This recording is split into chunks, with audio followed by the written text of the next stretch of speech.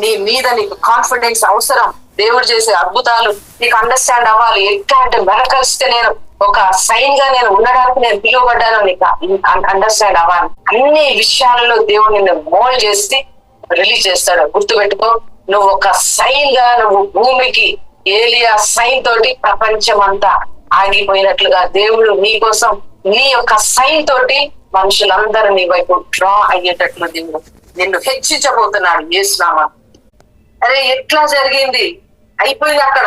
నిన్ను వచ్చి ఎవరైనా ఎట్లా జరిగిందంటే నీకు అర్థమైపోవాలి, ఇండైరెక్ట్ గా వీళ్ళు నాకు కనెక్ట్ అయిపోయారు, నా దేవునికి కనెక్ట్ అయ్యారు. అసలు ఇది జరిగే ఛాన్స్ లేదు కదా, ఎట్లా అయింది? అట్లాంటి అద్భుతాలు దేవుడు నీకు అనుగ్రహిస్తాడు. పెద్ద వాటి మీదనే గాని చిన్న వాటి మీద నువ్వు లక్ష్యం ఉంచకు. పెద్ద వాటిని తలపోయి నీకు ఏం కావాలో క్లియర్ గా ఉండు, క్లారిటీగా ఉండు. నిన్న అనుకోని ఉంటిదే నేను ఏదో అట్లా అన్నగానే అమ్మో మనము దాన్ని ఎక్కడ మనము అట్లా కాదు. క్లారిటీగా ఉండు, క్లియర్ గా ఉండు. నీకు ఏమి కావాలో, దేవుని ద్వారా నువ్వు ఎట్లా ఆశీర్వదించబడాలో, దేవునిలో నువ్వు ఎట్లా ఎదగాలో అర్థమవుతుందా? నేను చెప్పే మెసేజ్ లో నీకు ఫిజికల్ గా తీసుకొని నువ్వు దీన్ని ఫిజికల్ గా వాడుకుంటే నాకు సంబంధం లేదు. నీకు స్పిరిట్ కి కూడా ఫుడ్ అనేది నీకు అవసరం. నీ ఆత్మ రక్షించబడాలి. భూమి మీద మాత్రమే ధనవంతులు కాదు మనం, పరలోకంలో ధనవంతులమే.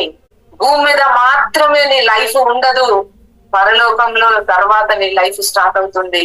వాక్యము నీకు ఇష్టమైనట్లు అది ఎప్పుడు పనిచేయదు. గుర్తుపెట్టుకో, వాక్యము దేవునికి ఇష్టమైన ఆయన చిత్త ప్రకారం నీ జీవితంలో పనిచేస్తుంది. అప్పుడు నీకు ఇష్టమైంది దేవుడు అడిగితే నీకు ఇస్తాడు.